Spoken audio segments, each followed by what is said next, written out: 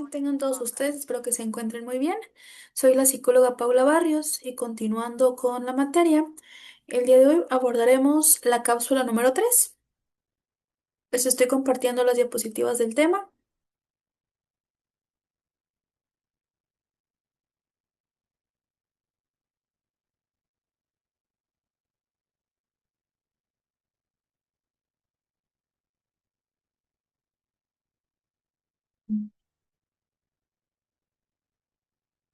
Bueno, aquí abordaremos el tema de la comunicación efectiva y las formas de comunicación.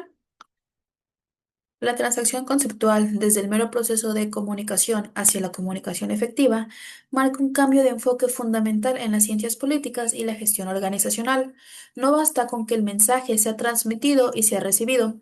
La efectividad se mide por el grado en el que la intención original del emisor coincide con la interpretación y la respuesta del receptor.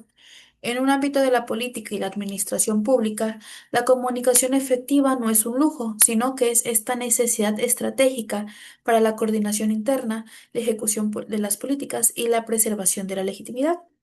Un mensaje que es ineficaz, aunque técnicamente sea impecable, puede generar una incomprensión, una resistencia o un conflicto, o peor aún, una acción completamente contraria a la directriz esperada, socavando así la autoridad y el cumplimiento de los objetivos institucionales. Por lo tanto, el estudio de la comunicación efectiva se centra en las reglas, principios y actitudes que van a minimizar el ruido y van a maximizar la fidelidad y la persuasión. ¿Cuáles son los principios de la comunicación efectiva? La consecución de la comunicación efectiva se sustenta en este conjunto de principios rectores que deben guiar la codificación de cualquier mensaje. El primer lugar es la claridad. Es indispensable el uso de un lenguaje que sea preciso, donde no haya ambigüedades y que sea adaptado al nivel de comprensión del receptor. En segundo lugar, tenemos la concisión, que exige que el mensaje sea directo y sea libre de redundancias innecesarias, respetando el tiempo y la capacidad de atención de la audiencia, un factor crítico en el entorno mediático actual. En tercer lugar, tenemos la completud, que garantiza que el mensaje contenga toda la información que es esencial requerida para que haya una buena comprensión y la acción inmediata, evitando que haya lagunas que obliguen al receptor a inferir o buscar datos que sean adicionales. Después tenemos la corrección, que se refiere a la veracidad, exactitud y a la adecuación gramatical del mensaje, ya que los errores factuales o formales dañan gravemente la credibilidad. Finalmente tenemos la contextualización, que asegura que el mensaje sea apropiado para el momento, el lugar y las circunstancias culturales y sociales del receptor, demostrando así la sensibilidad y la relevancia. La dimensión psicológica y la disposición a recibir. La efectividad no es solamente una propiedad del mensaje, sino es una cualidad de la interacción. Una de las barreras más significativas es la disposición psicológica del receptor. El ruido psicológico, manifestado como prejuicios, filtros emocionales o simplemente la sobrecarga informativa, puede impedir que el mensaje, por muy claro que éste sea, pues se penetre en la conciencia o se interprete de manera correcta.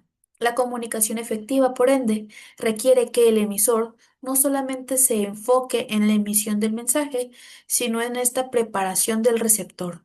Esto implica usar tácticas de empatía comunicativa, que es la habilidad de codificar el mensaje, considerando el marco de referencia, los intereses y los posibles puntos de resistencia de la audiencia. En la negociación política, por ejemplo, la efectividad reside en abordar primero las preocupaciones del oponente antes de presentar la propia postura. Pues no sé si lo notan aquí al momento de las videollamadas, que aunque yo no puedo verlos o no puedo tener una retroalimentación de su parte, pues no empiezo compartiendo diapositivas y empiezo con el tema, sino procuro que haya, aunque sea un mínimo de rapport, que aunque es complicado porque es una comunicación, pues nada más de mi lado, pero pues presentarme, explicarles cuál es el tema que vimos anteriormente, cuál es el tema de hoy, y pues darles una breve introducción. Y ya para poder iniciar ahora sí con el tema. Es esta dimensión psicológica, es esta preparación psicológica para que ustedes como receptores pues estén quizá un poco más abiertos a poder escuchar lo que tengo que transmitir. También tenemos el papel de la escucha activa. La efectividad se ha cargado siempre sobre el emisor, pero los modelos transaccionales asignan una responsabilidad crucial al receptor, especialmente a través de esta escucha activa. La escucha activa no es oír, sino que se refiere a escuchar activamente, y escuchar activamente es procesar e interpretar intencionalmente el mensaje, buscando el significado profundo y verificando la comprensión a través de la retroalimentación. Un receptor que practica la escucha activa hace preguntas de clarificación, parafrasea el mensaje recibido y demuestra con su lenguaje no verbal que está completamente involucrado en el proceso. En la comunicación organizacional, la falta de escucha activa por parte de los supervisores o de los directivos es una causa primaria de fallas en la implementación de políticas, al no captar las objeciones o las limitaciones operativas de los niveles inferiores. El ciclo virtuoso de la retroalimentación. La retroalimentación es el verdadero test de la comunicación efectiva. Si el objetivo del emisor es generar una acción A y la retroalimentación indica que el receptor realizó una acción B, entonces quiere decir que la comunicación fue ineficaz, independientemente de la claridad del mensaje. Entonces, esta efectividad se consigue cuando la retroalimentación demuestra que se ha alcanzado entonces una comprensión mutua y el propósito deseado. En sistemas organizacionales y políticos maduros, la retroalimentación no es este evento final, sino que es este punto de partida para que se pueda llevar a cabo el siguiente mensaje, creando un ciclo de mejora continua. Este ciclo virtuoso permite a las instituciones refinar sus discursos, ajustar sus políticas y de esta forma poder aumentar la alineación entre las intenciones de la dirección y la acción de sus miembros o de sus ciudadanos. La transición de las formas de comunicación. Habiendo establecido los principios de la efectividad, es crucial analizar las diversas formas que se tienen de comunicar, ya que la adecuación del formato al contexto y al propósito es una condición necesaria para que el mensaje sea efectivo. No existe una forma inherentemente superior a otra. La eficacia reside en la elección estratégica de la forma correcta para el contenido y el público específico.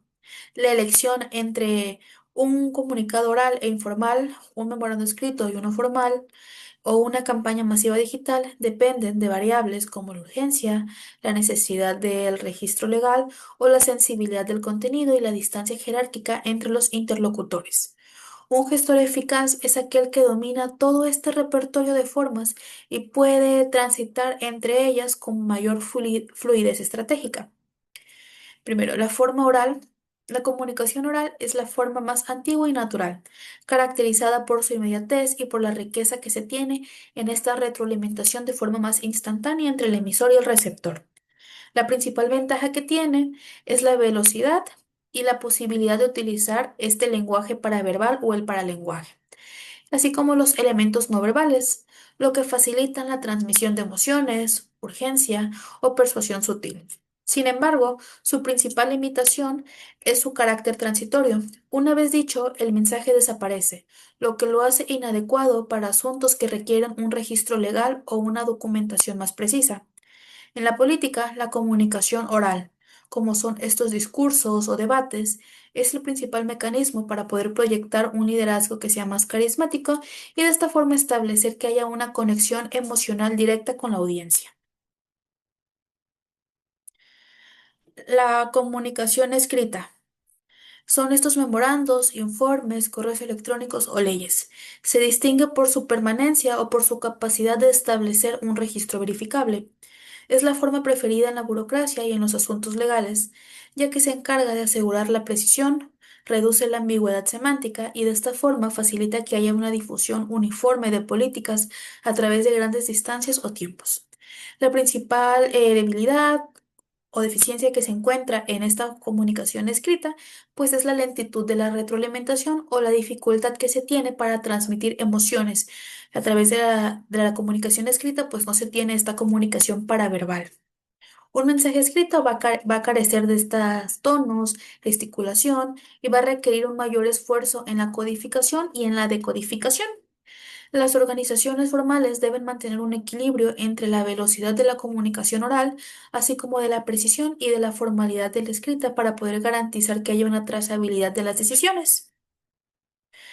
El flujo formal en la comunicación formal es lo que sigue los canales, las estructuras y las reglas establecidas por la organización o por un sistema político, a menudo reflejando la cadena de mando.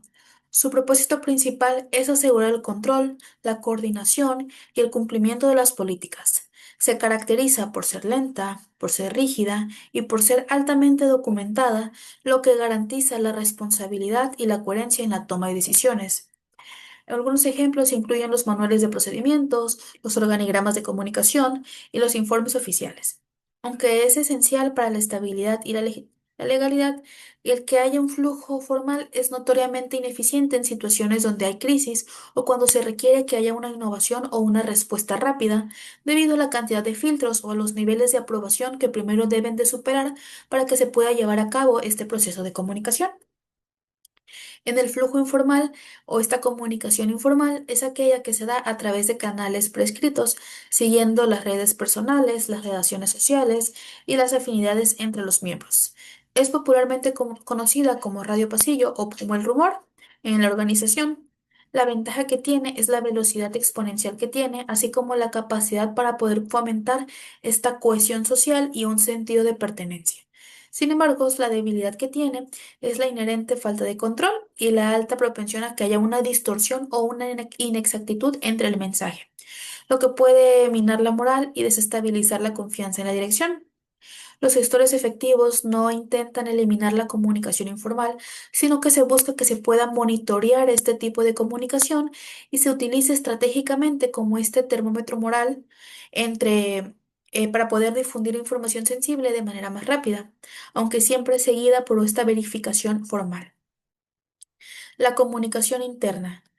Esta comprende de todos los flujos de mensajes que se producen dentro de los límites de una organización y entre sus miembros.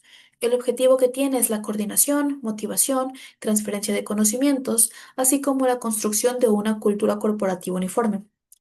Este tipo de comunicación incluye todos los flujos formales, las que vimos en la cápsula anterior, la comunicación descendente, ascendente y la comunicación horizontal e informal. Una comunicación interna defectuosa o negligente genera estos hilos departamentales, baja moral y una duplicidad de esfuerzos, así como una desconexión entre la visión estratégica de la cúpula y la realidad operativa de la base. Por el contrario, una comunicación interna sana y transparente es predictor clave del desempeño y de la adaptabilidad organizacional. En cuanto a esta organización externa, es el intercambio de mensajes ya ahora sí entre la organización y las entidades de su entorno, que son el público, los medios de comunicación, los clientes, competidores y los reguladores y el gobierno. La meta principal que tiene es la gestión de la reputación, la creación de imagen pública, así como la influencia del entorno regulatorio. Esta forma es altamente estratégica y utiliza intensivamente la comunicación masiva. Es donde se libra esta batalla de legitimidad y la licencia social por operar. Los desafíos de la comunicación externa incluyen la necesidad de adaptación a múltiples crisis de audiencia, con intereses a menudo contradictorios y la gestión de la crisis mediática bajo este escrutinio público constante. En cuanto al flujo ascendente, este flujo va, como comentaba en la cápsula anterior, es el que va de los subordinados a los niveles inferiores a una estructura más de alta dirección. Esta forma es vital para que los líderes tengan acceso a la información operativa en tiempo real, a las quejas, a las sugerencias y a los reportes de problemas que se dan desde la base. Su existencia promueve la participación, el sentido de pertenencia de los empleados, sin embargo, en un flujo inherentemente frágil, ya que la información es a menudo filtrada o edulcorada, para los gerentes intermedios que temen reportar malas noticias. Las organizaciones efectivas deben promover este flujo, creando canales seguros y anónimos que garanticen que la voz de la base llegue sin distorsiones a todos los niveles de toma de decisiones. En cuanto al flujo descendente, se refiere al flujo de mensajes desde la cúpula hacia los niveles inferiores. Su función es la de transmitir órdenes, instrucciones, directrices, políticas y una visión estratégica. Es esencial para la coordinación de tareas, alinear toda la estructura con objetivos, macro y los problemas más comunes de este flujo incluyen esta sobrecarga informativa, que haya una falta de claridad en las expectativas y esta ausencia de justificación sobre el porqué de las decisiones que se toman, lo que reduce la aceptación y la motivación del receptor. Una comunicación descendente efectiva no solamente dice qué hacer, sino que explica el contexto y la razón por la que se está realizando. La comunicación efectiva es el resultado de esta aplicación de principios de claridad, concisión y corrección, justo junto con esta selección consciente y estratégica de la forma de comunicación. Un líder debe saber evaluar constantemente si el mensaje requiere la permanencia de la escritura o la inmediatez de habla o la formalidad del flujo descendente o la velocidad de la red informal. Entonces, el dominio de estas formas de comunicación y la búsqueda de la efectividad constituyen el núcleo de la gestión de cualquier sistema complejo, ya sea una organización multinacional o un aparato estatal.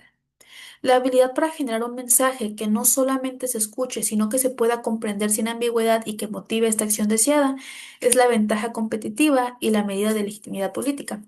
Los gestores y analistas en ciencias políticas deben de ser estos expertos en poder diagnosticar estas barreras de ruido y poder manipularlas estratégicamente para poder asegurarse que la visión se traduzca fielmente en acciones de la base, haciendo que esta comunicación efectiva sea el motor para que haya una gobernanza exitosa. Esta fue la cápsula número 3. Esto fue todo por mi parte. Les recuerdo, soy la psicóloga Paula Barrios. Muchas gracias por su atención.